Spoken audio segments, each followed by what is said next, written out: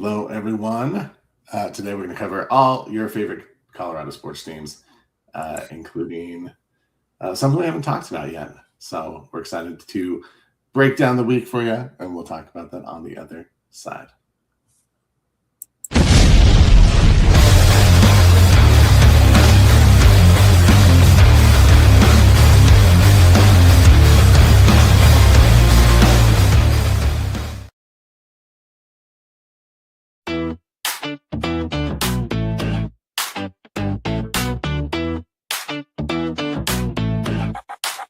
Yo, welcome to the show.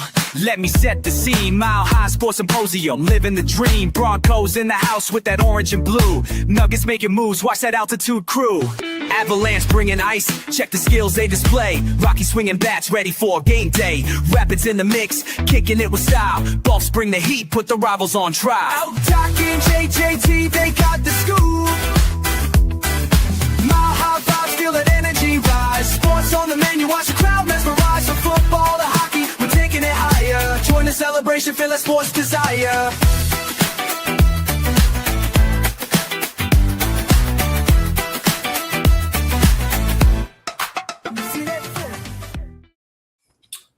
Hello, everyone. Welcome to the Mile High Sports Symposium. I am one of your hosts, JT Matthews. I'm here with my co-hosts, Chris, who I'm finally doing an actual live real pod with, not just a collab mock pod, which is good because I've been out for a little bit.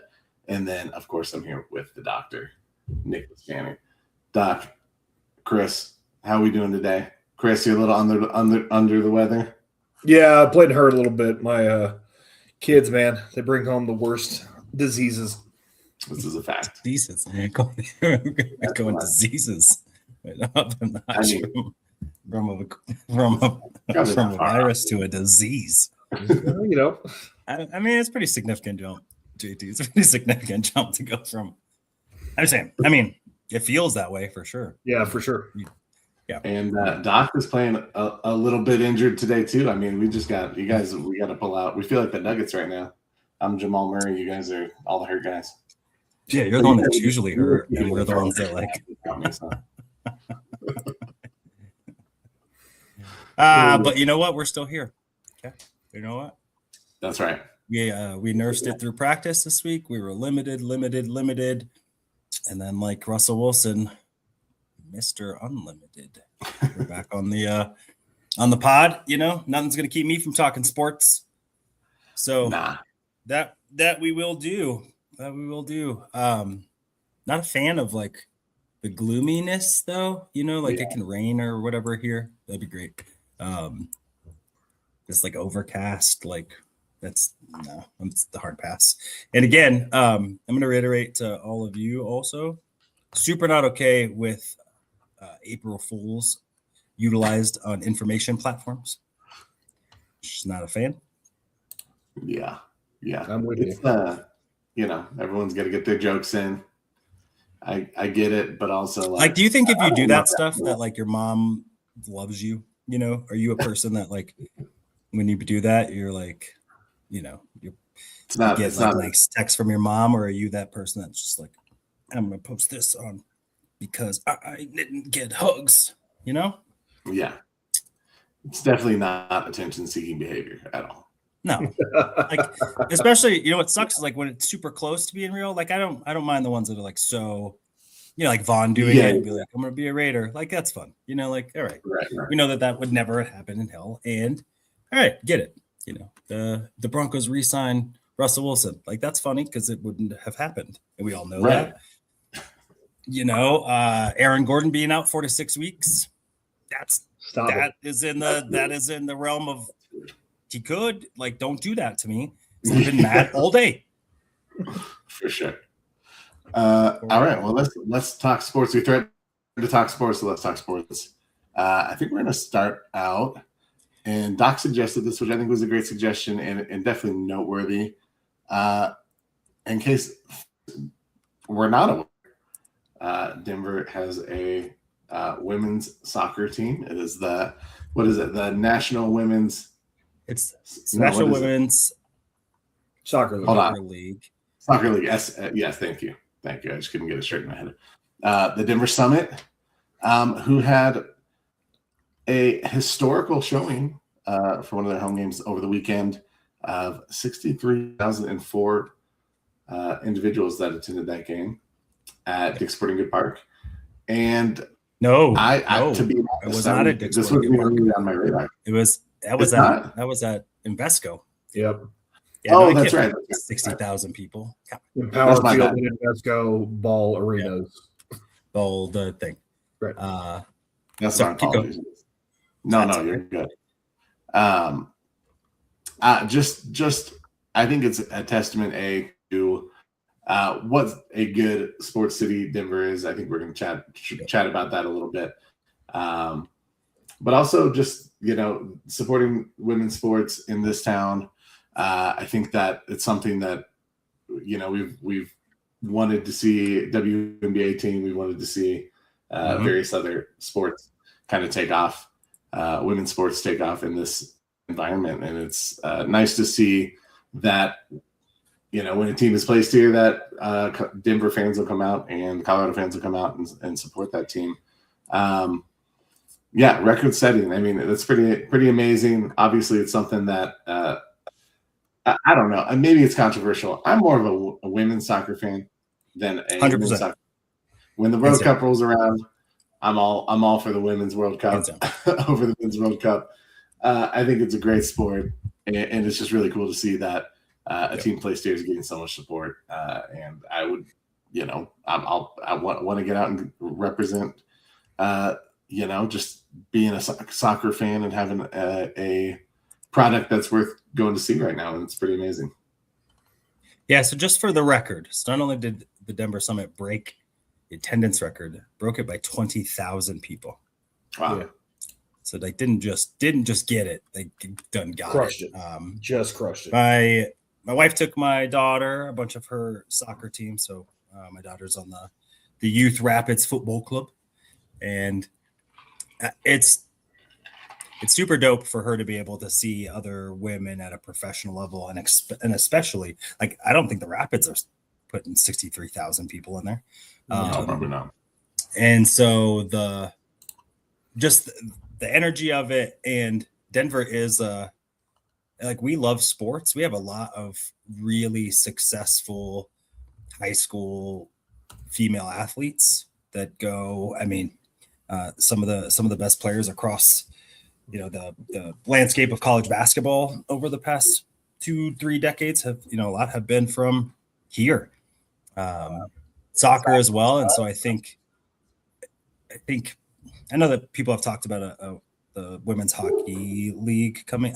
I don't know enough about hockey, let alone women's hockey, let alone. So I will smartly say I do. I'm just saying that I won't talk about that one thing because I don't feel, but I do know that we would support the hell out of a basketball team. And then obviously you saw the support for the soccer team. I have no doubt if there was a hockey league, we'd show out. I think Colorado, I mean, let's all remember, okay? Colorado Rockies suck. We're one of the most futile teams, not today though, baby. One of the most futile teams in the history of sports last year. Still managed to get over 3 million people to attend baseball games last year. So just for all of us to remember, if you build it sports-wise, we will go. Like we packed a bunch of times. We packed the McNichols Arena with watching Anthony Goldwire. And, we love our teams and we get back and fandom is huge here. And so I didn't doubt that we would show out that well, but I was still really proud to see it, heard from a few people like that. The flyover was like one of the best. It was like, it wasn't huge. I'm not for burning billions of dollars for flyovers, but hell, if you're going to do it, the women deserve it too. We throw it out every Sunday for the Broncos. To be able to have that electricity and it to be a really, really good game. Rodman plays for the Seattle team. And so there was some star power in there. And I just thought that was a great showing. The women played really well. And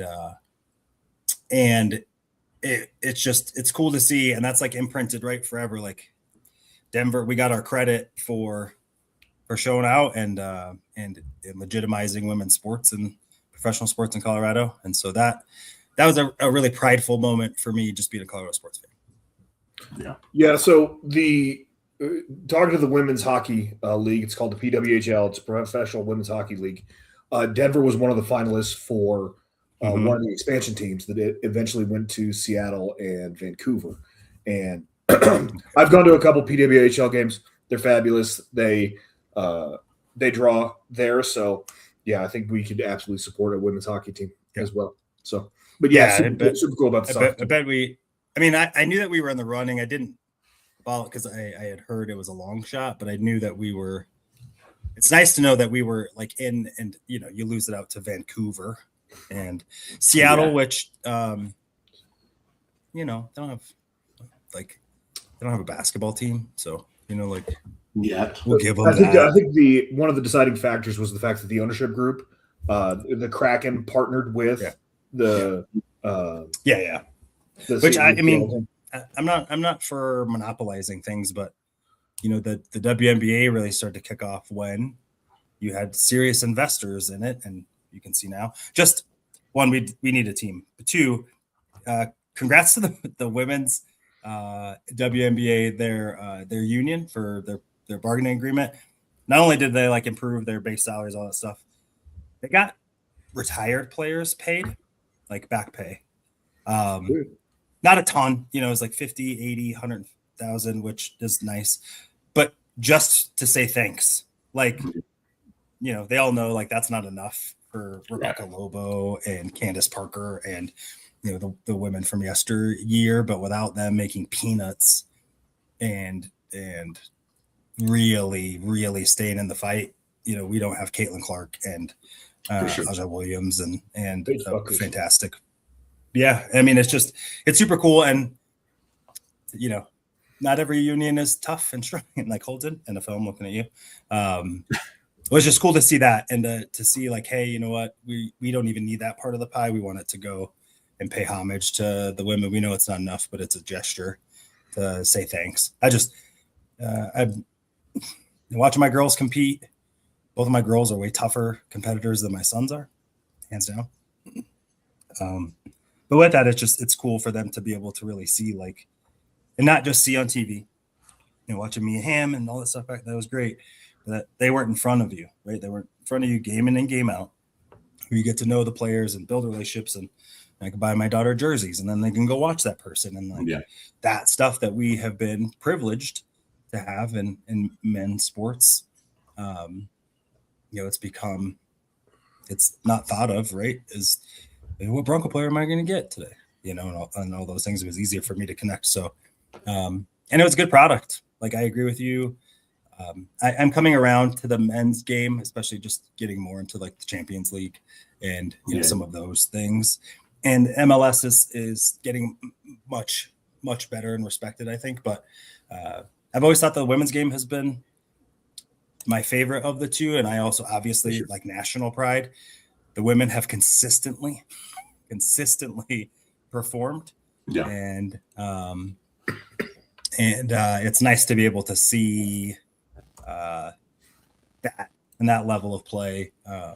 So super cool. Denver Summit. The next game is April 25th against the San Diego Wave. Their outfits, their kits are way better than the men's. Their color schemes and stuff, they're pretty dope. Anyway, trash on those, but good for the summit. Good for our city and community stepping up and getting behind a good product. So glad we're able to get that. Shout out again. So nice job. When we transition to our Nuggets. Yeah. Let's talk some Nuggets. I didn't realize Peyton Manning and Michaela Schifrin are both at least partial owners of some Denver stuff I've seen. So, I had no idea. That was the first time I had heard about it. Of course, it was because Peyton Manning was his name was in there. I saw that connection real quick and dug down the hole. Yeah. super cool. Yeah. Yeah, I love that Schifrin's in it, keeping the roots here. Last year, which I didn't realize either. Yeah. All right. And they're building a new complex. It's going to be pretty dope. So, for sure. More to see, more to come. But maybe, I don't know if it's like a negative because it's like they're, the state of the Nuggets. I think the question that the injuries just keep coming back. I would say a little bit different than maybe the Avalanche we'll talk about. I think the NBA has had much more of these across the league than at least maybe my perception of hockey right now. That I think like the Avs are kind of been bitten throughout the year a little bit more maybe than some teams. I think the Nuggets have been bitten, but so has every other team. Right? Like Oklahoma City hasn't played with J-Dub for I don't even know how long. And so there's been guys just missing throughout, and so I kind of thought about it. I'm like, I don't know that we've had it any worse. I don't know that we haven't. I haven't like dove into the stuff, but it just feels like it's happened the last few times. Like right when we really start going, it's like I start going. Aaron Gordon woke up with a tight calf. Yeah. Man, no offense. I wake up with tight calves all the time. I still go to work. Yeah, but you're like 40. So, or my calves are just so dang huge that no matter what I do, they're tight. Okay. Yep, that's what it is. I'm doing calf raises right now, just for fun. Time's but in all seriousness, what the F, bro? Like, it's been a wild ride. It's been a wild ride this season. I think you're right about the injuries. The injuries have according to a couple of athletic trainers, like soft tissue injuries have been on the rise in the NBA this year. So they're up 22% from, which is significant. That's 25% jump.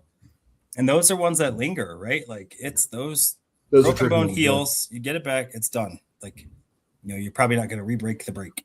Yep. Hammy though, right? And then you compensate, and then you strain something else. It's just, and I had heard someone talk about it on the radio. I don't remember which program, but it's like, if I was dealing with surgery or an injury in the off season, I was going to have a soft tissue injury at the beginning of the next season, no matter what. Like it just always correlated because my body's compensating, even if I'm training right and all that stuff. It's bound. Because of the injuries, I think we all agree that the Nuggets have been inconsistent at best. I think we would all agree without Aaron Gordon, this team does not win NBA championship. We all agree on that? Okay. Correct. So we're all there. All right.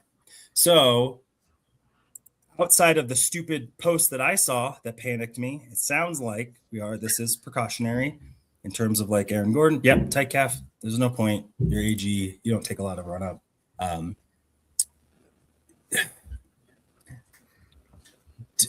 Are we going to, I'm worried that we're not going to see this team in as it was designed when the playoffs start. And I have very little confidence that we'll be able to keep, even if they all did come back, that we'll be able to keep the important pieces of it throughout the playoffs. Tell me why I'm wrong. I don't know that you're wrong, unfortunately. Especially the Aaron Gordon piece. Aaron Gordon has just been snake bit the last 2 years, kind of starting in the playoffs last year with the hamstring injury. And it's just kind of persisted. And it's one of those things that, those injuries linger. It shouldn't have lingered this year. I think a lot of people are levying some criticism at the training staff, which is probably somewhat warranted, at least. Peyton Watson had a hamstring injury. Cam Johnson's been dealing with back spasms. Like back spasms are pretty debilitating. Sounds like they come and go with him. So maybe this is more of something that is going to be something that he deals with through his career. But just, ankles with Jamal, there's all sorts of these soft tissue injuries that kind of keep popping up with this team. And this team's not getting younger. I think it's just a reminder that this roster is aging a little bit. They're not an old roster yet, but they're trending that direction a little bit. Yeah, but they're not a bunch of 23-year-olds. Right, exactly. And I think how fragile like this window is, right? Like the Jokic championship window. I think we're at the place where you can't throw seasons away anymore. You can't chalk another playoff loss. It's all those things. So I think 4 starters over the age of 29. So yeah, which is crazy, right? If this were baseball, like you got a young rotation there, youngish in their prime. Different kind of athletes. Yeah, right. In the NBA, you're out there in crutches and wheelchairs. But it was interesting. I mean, because then you lose Zeke, who came in and was contributing, right? Bucked up a little bit, which I like to see. Like Zeke got a little gangster. Yeah, he sure did. And then you lose Jones, who again is one of the younger ones. So even Zeke and Jones are both early 20s, and so rhyme or reason, who the heck knows? What would you need to see over the last few games to feel confident going, let's just do round one? What would need to happen over those last few games for you to go in game one? You got $50. You feel really good about putting on the Nuggets. To do what? Get out of the first round or win a championship? Yeah, we just do round by round. That they, that they're going to be able to get through, because I think they're probably going to, at best, I think they have a shot still at the 3rd seed. But most likely they're going to be the 4 or 5, potentially the 6th. So no matter what of those spots, 3 through 6, I mean, you're going to get a legitimate-ish contender that you're going to, you're not getting play-in teams. And so it's going to be a dogfight, I think. I don't think that any of the matchups are easy, but I think we've all felt like this is a really talented team. And if everyone's on the court, they're as good as anyone. But I think the caveat usually is that they've been playing together for a little bit. There's some cohesion. The coach knows all of their names, things like that. So what would you need to see, Chris, over the last couple of games to feel like, I feel good about the Nuggets going into the series? Well, again, going into the series, I'm fairly confident that they get out of the first round. Like that's not the word for me. I don't. It's interesting that they have decided that Jonas Valanciunas is not going to be part of the rotation. They've decided that they're going to go a little smaller and play small ball off the bench, which is fine. The problem is like when you go up against the Timberwolves, they have Rudy Gobert and Julius Randle, so that becomes a little bit more of a challenge because they got 2 big guys that can do some and things. If he's disinterested, like you sit on the bench, pissed off, they'd be like, "Hey, Val." Yeah. He may not be here next year. I'm just going to caveat that, but yeah, I feel comfortable. I feel comfortable with them going forward out of the first round. So, like even right now, I feel good about them going out of the first round. I like that. So right now it's a 4-5 matchup with Minnesota. Yep. And game 7 would be here at least. All right. What about you, JTZ? Yeah, Jalen McDaniels for Minnesota's hurt right now, so I think that's a big factor. If he comes in, if we go to a series and he's hurt, like. He's one of their best defenders, so I feel okay about that matchup with minus McDaniels. Doesn't mean it's a gimme. Isn't it crazy? I bet every team like podcast like us, it's the Minnesota version of us is over there. Yeah, it's Riss, Rickolas, and Geraldo, and they're over there being like, "Man, if our team just gets better, we have a shot against the Nuggets." Yeah. They got this guy that's hurt. Yeah, it's true. I feel like it's like, so they get out of round 1. I think they need to. Their defense is the biggest question I think right now, and their effort on that side of the ball. I think everyone's aware that if this team's healthy, they can score. They've shown that over the last, multiple years that they're a top offense, maybe the top offense in the league offensively. And so it's going to be a matter of them putting in effort on the defensive side of the ball, being more connected. I think, the injuries have caused a lot of issues with continuity and just kind of that communication and learning how to play with each other, especially with Cam Johnson. He seems to be a little more comfortable operating a little bit recently, but it's still not been the season we've been expecting when he came in. So I just think, if they can find that connectivity, if they can kind of raise that defensive floor, even if you're playing, top 10, top 15 defense, it's better than what you've been playing pretty much the whole season. Maybe you give yourself a shot, but it'll be interesting to see how Adelman works the rotation too. It's going to be, Peyton Watson's had kind of a breakout year. Is he someone that's utilized more with the second unit, or do they fit him in with the first unit? Is some guy's going to start and not finish games if other guys are hot? Hardaway's been great coming off the bench, but if he's, going shooting the ball well, do you keep him in to close, even if he might be a little more of a defensive liability? There's a lot of questions I think that they're going to have to figure out on the fly, unfortunately, and it's not the best time to do it during the playoffs. It's what you have to do because your rotations have just been so vast. Like, you've just had so many different rotations throughout the year. But these guys are pros. They've been there. They know how to win a championship. At least your core guys do. And hopefully they can elevate. But yeah, I think defense is the biggest question right now. Yeah. Just to toot my own horn, where would the Nuggets team be if they didn't have Tim Hardaway Jr., who was my guy? That was the guy I really, really wanted. He's playing much better than I thought he was going to play even. But my man shoots with stones. He's just unconscious with it. And for a team that has some timid shooters and we've been asking for, like, you got absolute psychopath in the best of ways. And that's what makes me feel better, because even if we're not 100% healthy, I do think we have better pieces who get it. Brucey B and even Val probably getting some time in the playoffs. Like, those guys know what it takes. They're pros. You're kind of leaning on those guys instead of you're super young or guys who are just Bones Highland in that experiment. So let's hope that everyone's back and we have good things to talk about, and I don't get duped again by another freaking misinformed post. So do we want to do a little breaky first, or do we want to jump to the Avs and then break? Which one? We can break. All right, let's do that.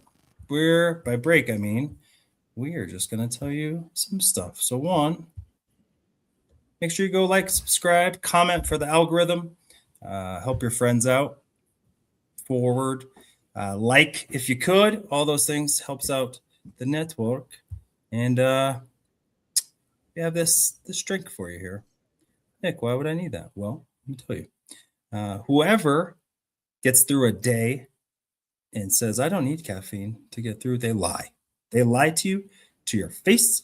That isn't true. Do yourself a solid and get you some Dubby. Okay, so Dubby is an energy drink, Jitterless Energy Blend.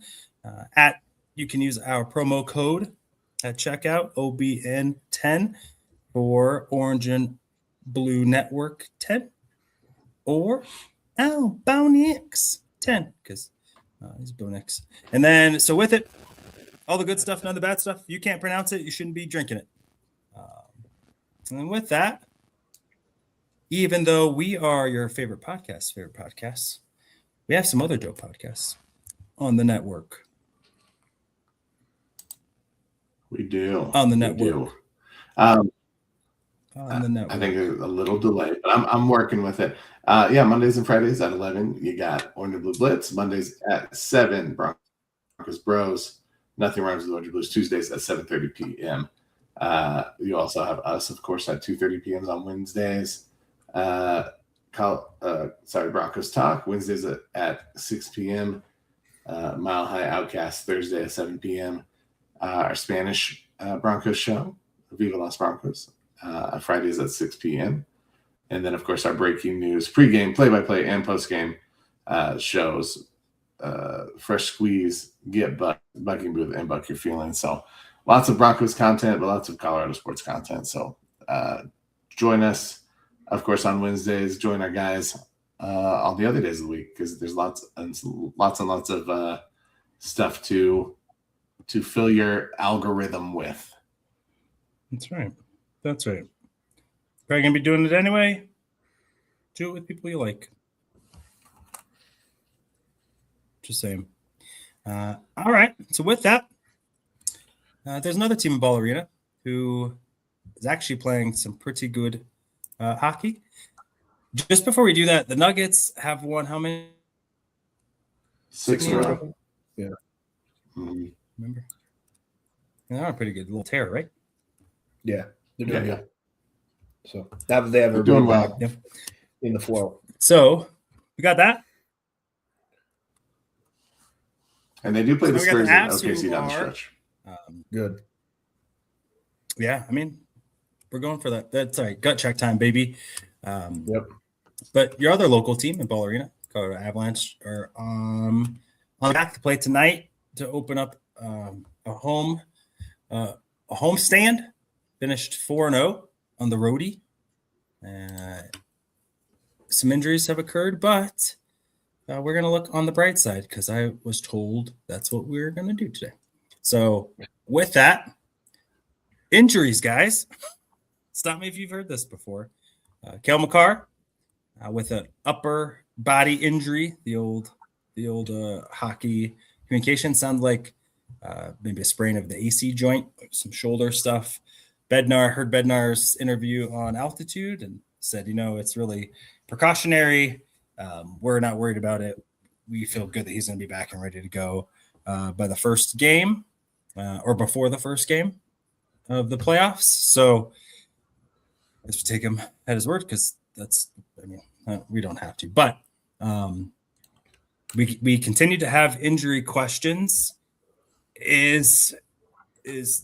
Do we have enough depth to withstand injuries within the playoffs? I think durability is a real thing. You add the Olympics, which a lot of guys are played some extra ice. How are we feeling, boys? How are we feeling with this team coming up with a final push? I think it's 3 final push to secure the President's Trophy. How you guys feel about the Avs right now and where they're at? I still feel pretty good. Again, some of the trades they made at the trade deadline, getting those depth pieces of defensemen, I think, maybe they will have to play a little bit more or a different style of hockey down the stretch where it's more of a grindier physical kind of game. But that's why we traded for those defensemen at the trade deadline. Get that depth, so this wouldn't hurt us as bad. So I'm very much okay with, them sitting like McKinnon for a game just to make sure the entire team is healthy and your stars are healthy. So Nazem Kadri also scored twice against his whole team. Good for him. Yeah, that was fun. So Always cool. It's always cool. It's not like scoring on Bennington, but it's close. No, yeah. I think I do worry probably a little bit more about the defensive depth just in general. I know they brought guys in, and I think that they're more well prepared than they were before the deadline. But when you lose, obviously, Cale seems to be like he'll be ready to go for the playoffs. But if you lose someone of that caliber, it doesn't matter what team you are. It's tough to cover that up with depth, and it changes kind of fundamentally how they play with that first line. Cale Makar is such an offensive defensive player that. Losing him, we don't have a good Cale Makar clone that we could bring in. Gerard is a little bit more of an offensive guy. We traded him away. It'll be interesting to see how they navigate some of that if they need to. But otherwise, I feel pretty good. They did make their depth is probably as good as it's been at the center position in years. Goaltending, they have some depth, with the Blackwood and Wedgwood. As long as one of those two guys goes, you feel okay. So, I think injuries are inevitable, especially with this crew. Landeskog's been dinged up. Nichushkin's been dinged up. Leikkonen's been dinged up. We've had a lot of guys that have missed some time. But they keep winning games. They're still tops of the league. They still got a good lead for the President's Trophy. I expect them to close the season. Maybe not quite as well as they began the season, but ready to go into the playoffs and show that they think that they're the favorites for a reason.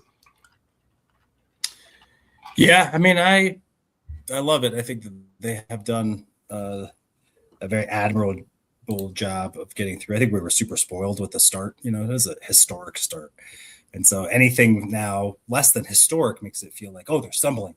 when in reality they're still just playing really good hockey. I like that you mentioned that, Chris. I mean, it's because it's going to get, this isn't going to be I think McFarland did a good job of making sure that this team reflected what kind of play is going to win in the playoffs instead of feeling really good about the skating prowess when no team is as talented as this team top to bottom, and smart coaches aren't going to try and let you do what you want to do. I think they're aware, kind of like Winnipeg came in and did to this group a few games ago. They muckied it up and made you play perfect, made you, wore you down, all that stuff. So I think they're built for that. I think Brent Burns, just guys like that I think have added grit, smart, intelligent, tough hockey, I think has been super impactful. And yeah, I mean, to get guys on the ice, LOC's got to move, Colton's got to move, and make room for guys. I heard Bednar talk about moving Nas maybe even to a winger on one of the first two lines, just to do that, and kind of finding right now about how do the guys feel about maybe playing in different spots if need be, just to kind of keep freshness there, unlock some things if things aren't working. How can you prep for that over the next few games? I think they're also going to shorten their lines too. So going into the playoffs, I mean, you're not going to be like, oh, we'll roll our fourth line out there. It's like, no. We're going to get the best players out there. So we're just going to. Right. Yeah. I mean, even your third defensive pairing in games aren't going to play as much, depending on, how much you're up and down and all those things. But I do think is interesting. I want to get your guys' quick take before we do Bronco stuff for sure, is I heard Bednar say, hey, you know what? Like, what's worked for us is that we have went back and forth with our goalies. They're both really good. He said, I don't feel like doing, if we've done it one way throughout the season, why would I then now change it in the playoffs? And then we do one guy when both guys have played well. They're in the respect of their teammates in the locker room, and we feel good about when either of them goes up there. So I don't see us doing anything different. How do you feel with that? With that? Because it's weird because I'm having some feels about it, and I don't know that it's rational. But what are your takes on that strategy, and if it's deployed in the playoffs? Would you be for, against, or some version of any of them? Well, I mean, the fact that it's worked all year gives me a little bit of more confidence in it. Normally, I am, riding the hot hand. It never seems to work out. But again, like if you're going to ride the hot hand, having two, top 10 goalies in the league is, a decent thing to do. So, so I'm okay with it. I don't know that I love it. So, yeah, I like that. That's good. What about you? Yeah. Cheesy. I mean, I agree. They've been pretty dominant this season outside of some stretches. So I think more the takeaway. My takeaway is like they want to approach their game planning the same way. But I think obviously when you get into a series, it's just so nuanced. The game planning, the matchups become so nuanced.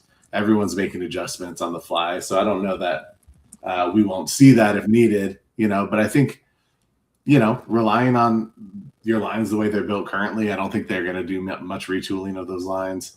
I think they're seeing success now with the power play units they're rolling out, as opposed to earlier in the season where they weren't scoring. So maybe they've solidified that a little bit more. Maybe it's just more of a signaling that they're feeling more comfortable with their special teams. They're feeling more comfortable with their lines just being a little more set. That's kind of my takeaway. But we'll end up seeing, obviously, in action. There's no way they're not going to.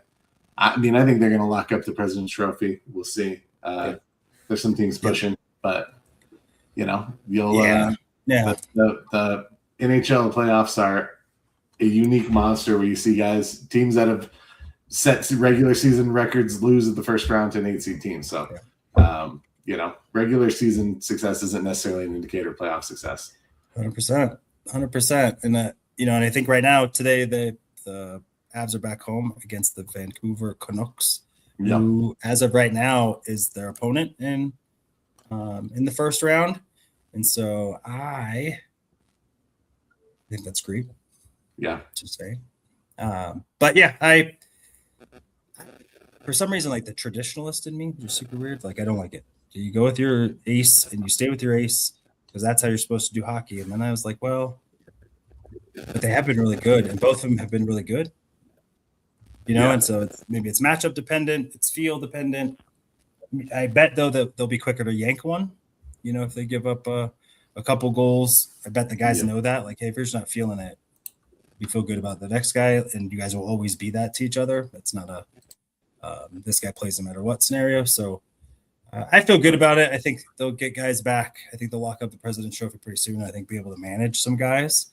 I think the thing that will be the most important for me personally is them getting through that first series quick. So really let their guys get settled, all the things so that they can take a deep breath after a really hard push this season for the President's Trophy and to really secure their own path and destiny to winning a Stanley Cup. I think that would be huge for them to be able to do if they're able to get some of that time. So with that, then, any final Avsies talks? Just get on. Okay. Is Nate McKinnon the MVP? Is he with the Heart? Yeah, I think so. Yeah, I think so. Yeah. All right. If he doesn't, conspiracy, we will storm the NHL capital. Just kidding. All right. What you've all been waiting for. The guys talk about the NFL draft. You need a draft for that. Okay. All right. I won't do it again. I'm gonna let you tee us up, JT.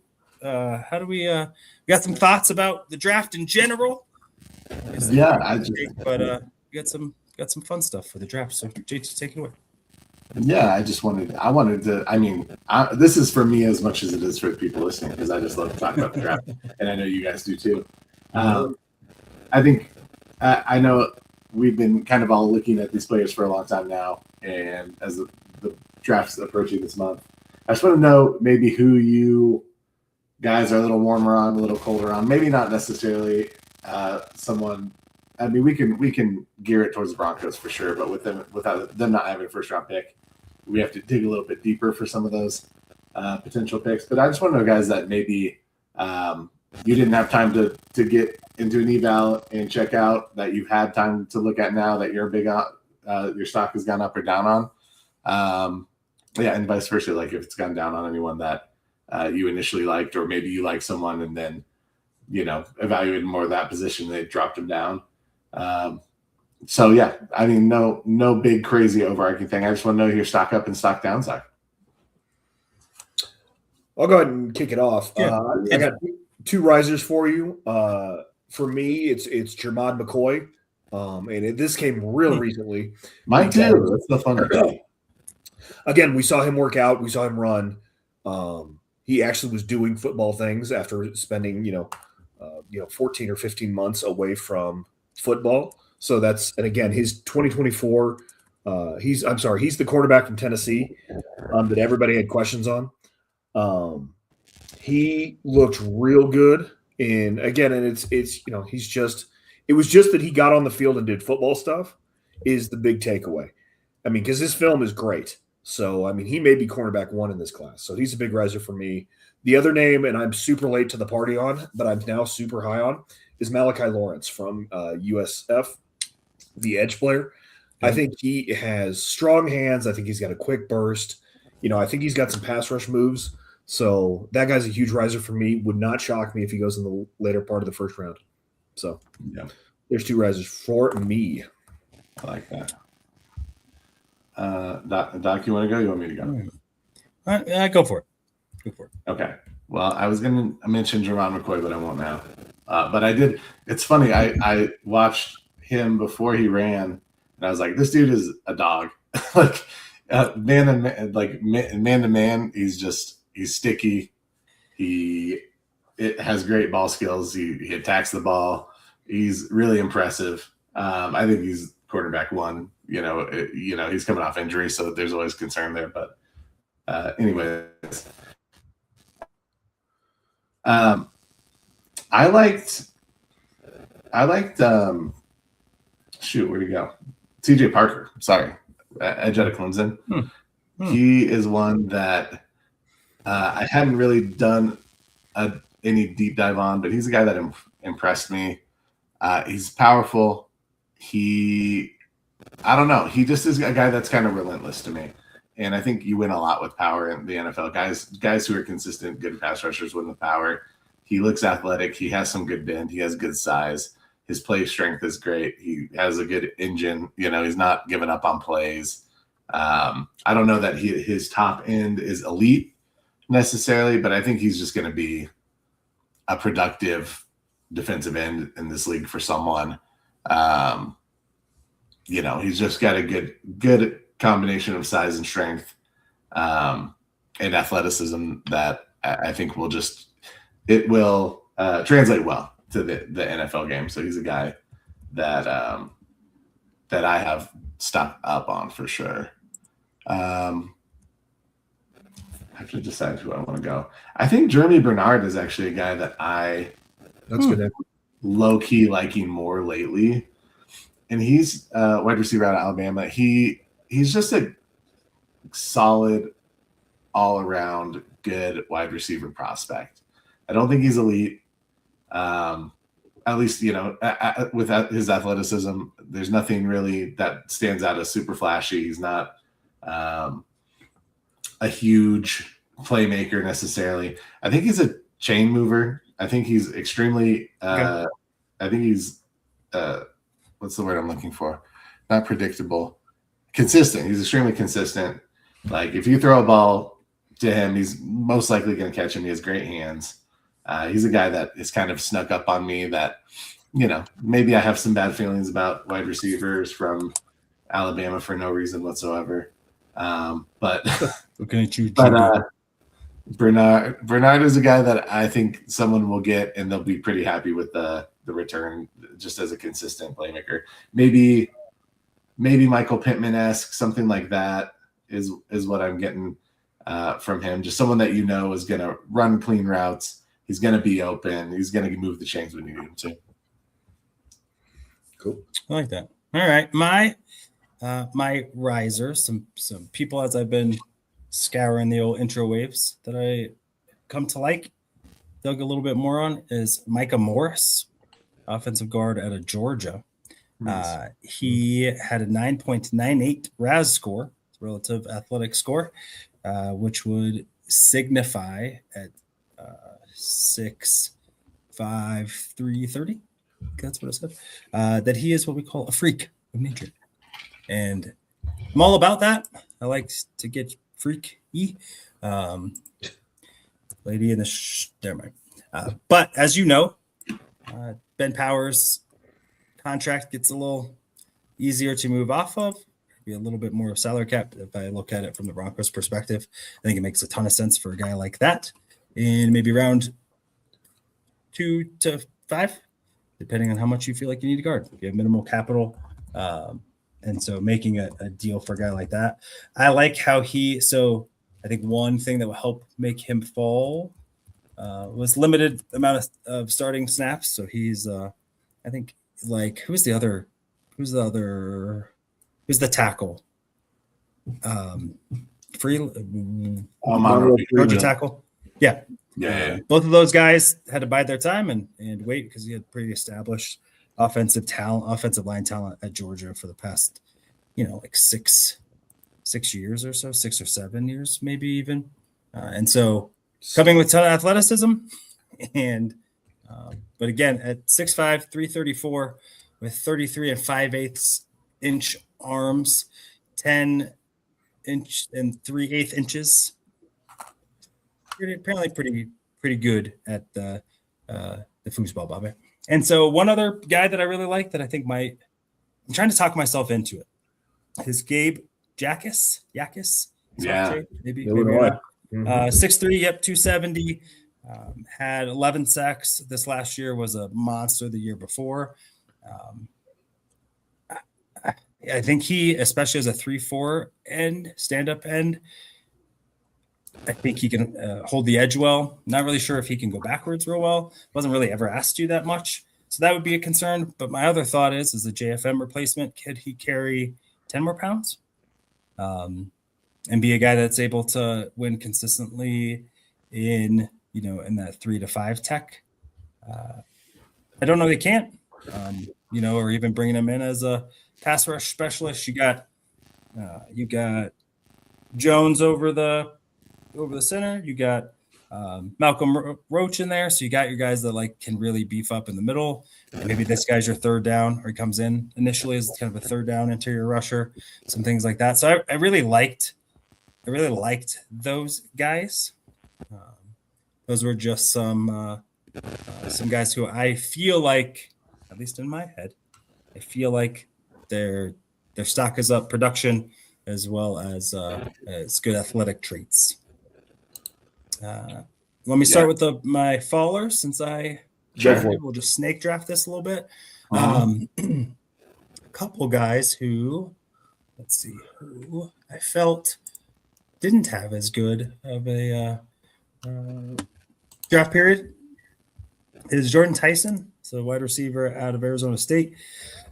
Has been or should have been, it's talked about being an early first-round pick for a while. The guy has just not been healthy playing football. And I don't think he's such a freak athlete or whatever that I would be willing to roll the dice. I'm glad that the Broncos don't have a first-round pick, because I don't think he would last to the Broncos' second-round pick. But it'd be super interesting because it's been 3 days, almost 3 months, 4 months since he played the last game, and yet he hasn't participated in any drills. He not going to do his pro day, combine, all that stuff. He was a guy that missed significant amount of time 2 years ago when ASU made their run, and as a guy I think that is a pretty good player, or a really good player. Our wide receiver one conversation throughout the year, and just tired of taking flyers on guys who are hurt. So unless it's a dart throw on day 3, that's not a guy that I would be excited about just because of that. And then I think additionally, the guy that I'm a little down on, that I would rather not be down on, is CJ Allen. I think hearing a little bit more of some of the breakdowns from some of his drills, or watching a little bit of him in coverage, apparently he's got stiff hips. He's not able to turn and go to the best of him. That said, I hope that gets out a lot and he falls, because you know what? He's not good enough to be selected in the first round, so you shouldn't do it. Anyone drafting at 45 and earlier, that's almost a first round pick, so you probably shouldn't draft him either. And then maybe he falls enough for the Broncos to get him. I still think he's a really good player. I think for him, I'm not sure how much of that constructed narrative is true or not true. When you play on a really talented defense, who can cover a lot of your mistakes, I think it's really sometimes difficult to be able to identify where you might have messed up because of that. And then finally, your guy, Spencer Fano, arms were real short at the combine. My man's playing football like this. And I think Will Campbell, guys like that, who every other thing checks out except that. And oftentimes don't even know how long your leash is before the NFL makes a judgment on you and puts you inside. I think he'll be he would be a phenomenal guard. He's super athletic for his size as a tackle, so you move him inside a guard. I think he probably would be a better guard. If I were to say which one would you be more certain on if his career were to be, Pro Bowls and all that stuff, I think for sure at guard he'd be a difference maker. But if you play tackle your whole life, that's where the money's at. That's what you've been good at. I don't know how I feel about moving inside, but I think some of those measurement things will take him off the board for some teams at where they're picking, especially in the first round. And so I could see him falling because of that. Yeah. Well, I will say that there have been some controversial measurements from the combine about arm length. So I'm not sure that everything is completely accurate. There's been a lot of back and forth about whether they were actually measuring the arm length right. And that goes for summer scouting too. Like it seems like whoever's doing the measurements seems to be a little bit off. Regardless. Yeah, I mean, from the Senior Bowl, what was it like the week before before to the combine? I mean, guys lost. I mean, it was 3/4 of an inch for no. Maybe that's been the problem. Maybe because I've been getting measured in Indy.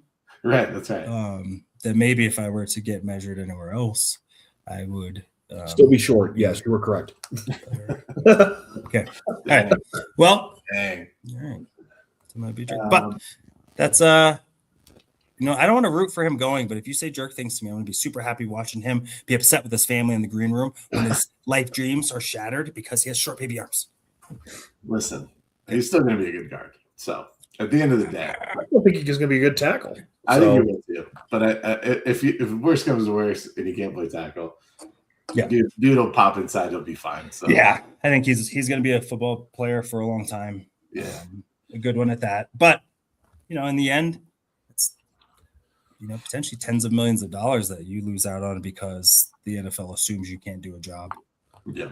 Before even giving you a shot. But we'll see. So volley that up. Who's up next?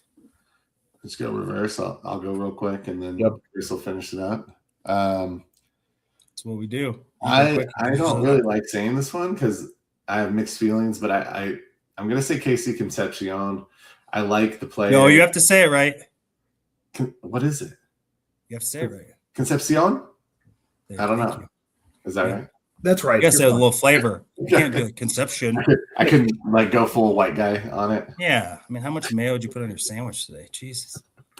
Miracle Whip. How dare you? Yeah. Whip. Hard H.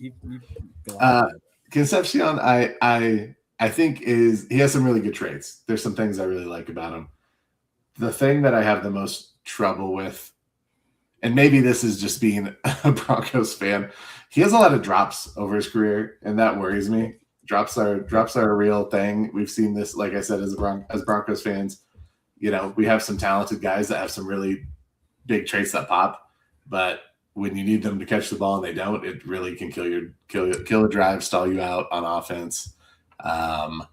Maybe if you have a veteran savvy quarterback, you can get over some of those, but when you have a young quarterback, and Bo's played more like a vet than a lot of young quarterbacks, but still, you need to support a young quarterback with guys who are going to be reliable. And I just worry about that with Concepcion. He separates well. When he catches the ball after the catch, he's really great. But just that's just one sticking point with me that might keep me from taking him in the first round. If I were lucky enough to be in that position.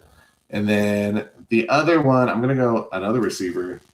And I don't know that this one's too controversial, but I liked what I saw from Chris Brazzell early in the scouting process, quote unquote. I'm a little worried more about him as a pro prospect.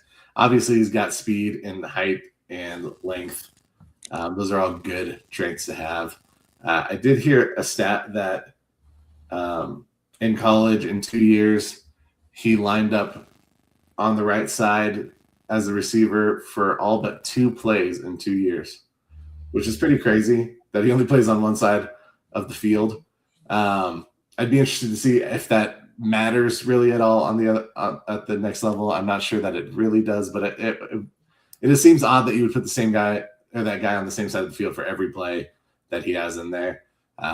Just something to note. And I do think that he needs to be coached up. He needs to become more of a refined route runner. So I don't know. I have mixed feelings on both those guys. I think that they have good traits, but I think I'm more down lately than I started out with them. Brazzell's a good name. That Josh Heupel offense does not give them at Tennessee, does not do the receivers any favors. Yeah, I read an interesting stat that out of his routes that he ran last year, 50% were either goes or hitches. Right. For the entire season, and that is beyond crazy. Like you want to see a more developed route tree than that. So I agree with you on Chris Brazzell. Yeah. Yeah. So for me, it is. I'll give you one in the first round, which is Caleb Banks. He's super freaky athletic. His highlights are really impressive. Yeah. The problem is that he's very inconsistent when it comes to the highlights. I think he's got a wicked first step, but once he gets engaged, I don't think he knows what to do. I think he's either trying to just like lean on people or, push them around. And that's just not going to happen in the NFL. You're not going to be able to push everybody around. So you're going to need to have a plan. So anybody taking him in the first round, I think we'll need to have a development plan for him. And I would not expect him to come in and contribute right away. So, and that's not something I want in my first round defensive tackle. For sure. So the second one fallers for me is this running back class. I am just less and less impressed with like the day 3 guys. I think you've got like 5 or 6 like running backs that I think can come in and contribute and be at least a rotational back. But after that, have just nothing but like question marks. Like even like Robert Henry Jr. from UTSA, explosive back, coming off injury problems. Le'Veon Moss, Texas A&M, like complete back, but like never played because he was always hurt. Or they have fumbling issues, or they can't catch, or all they do is catch. So it's like you don't have that. You don't have those guys in the day 3 and later that really are, I think, can come in and be a rotational guy. I just don't see it. Yeah, I'm with you. I mean, I think it's the 2 running backs from Notre Dame, and then there's a big drop off for me. So agreed.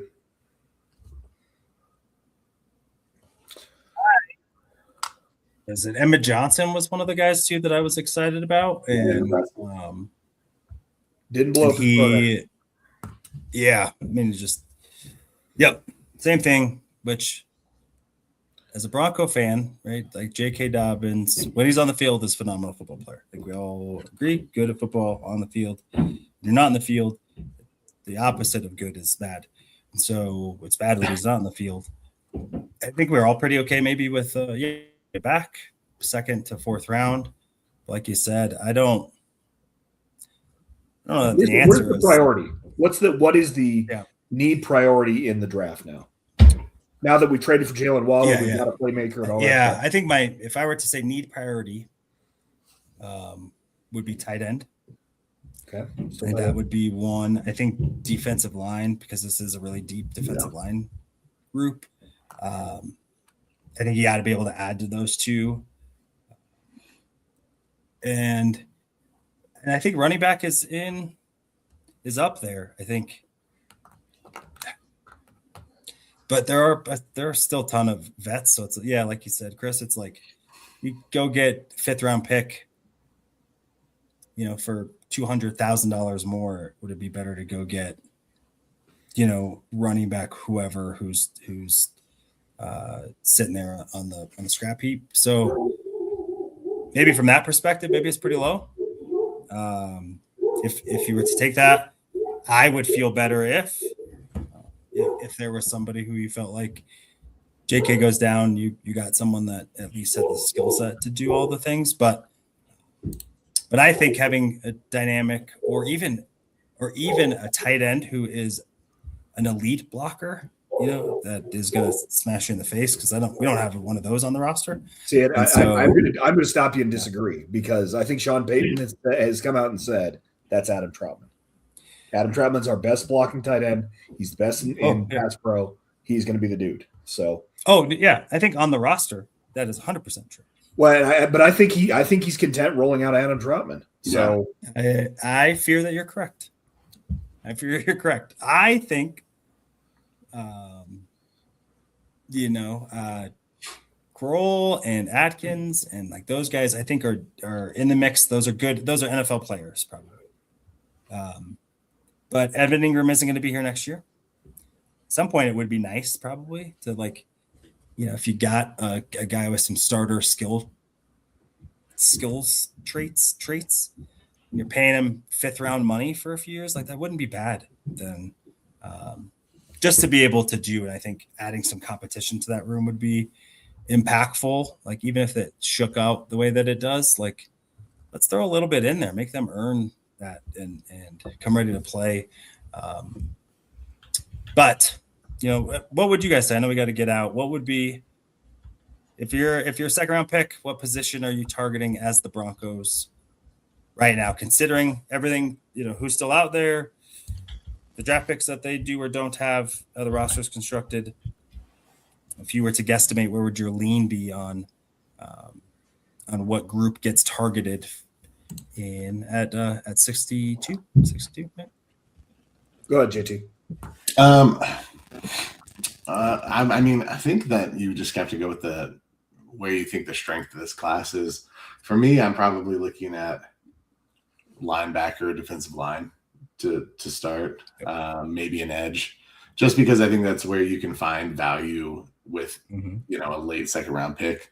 I think wide receivers, I think you're going to really be, depends on who's left, but you're going to be parsing through some of the guys based on traits. I think there could be some really good linebackers and defensive linemen that are available in that second round. And then, to be honest, fortunately, the Broncos are in a place where they can kind of take best player available. It's a nice place to be. I think there's obviously tight end. I think, Nick, I agree, is somewhere I would be looking for sure. If there's a guy that you really like, Sam Roush or something falls, and it feels like a good place to take him, then I wouldn't hesitate to do that. But, I think you just kind of follow the value of the draft. And for me, maybe this is the best chance for them in a while to take best player available and feel okay about what they get. Yeah, I think that's always the way to go is just take the best player available, even if it is a wide receiver or even a corner. Because to Jay Weaver's point in the comments, I mean, you may be losing Riley Moss, you may be losing Marvin Mims next year, so be open to taking those guys. To answer his question, I think Jadarian Price also ran 2 kicks back for scores. Last year. So for me, I think I'm prioritizing running back a little bit more. I'm more than willing to take those guys because I think the linebacker class and the edge class stretch a little bit better than this running back class does. But I take the best player available and don't worry about it. Yeah, I'm with you. Okay.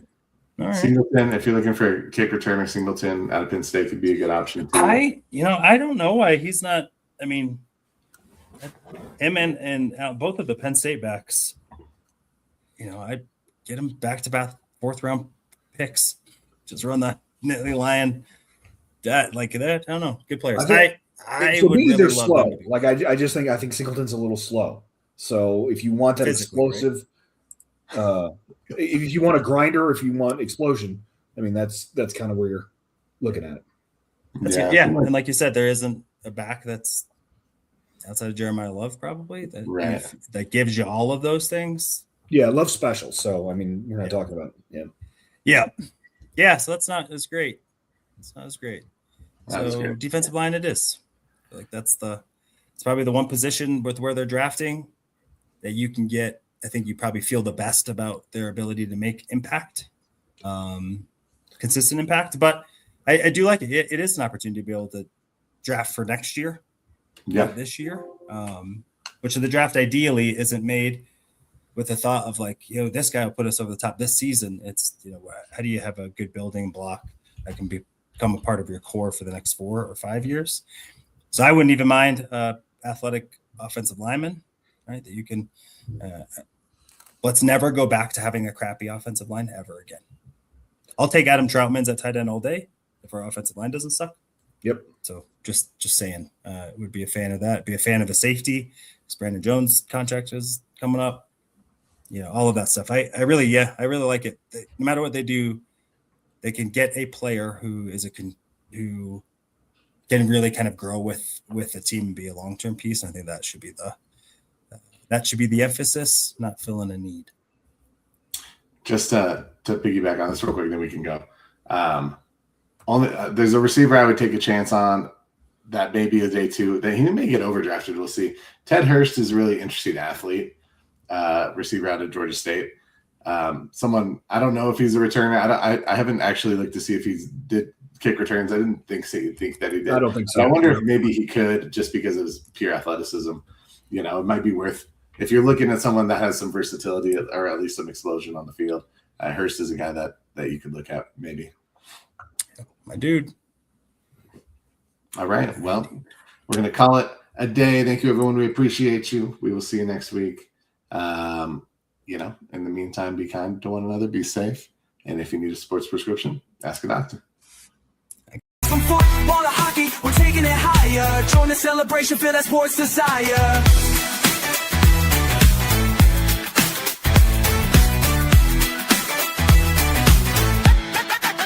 So grab your crew, let's hit the show. My high sports symposium, let the good times flow.